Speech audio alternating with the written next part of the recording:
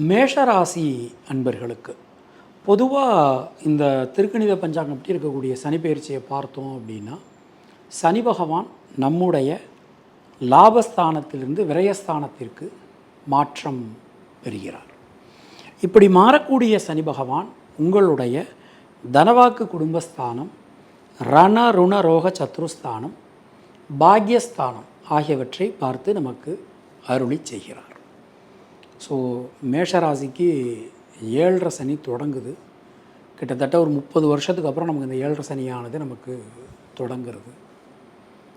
7.5 சனின்னா உடனே ரொம்ப பயந்துட வேண்டாம்.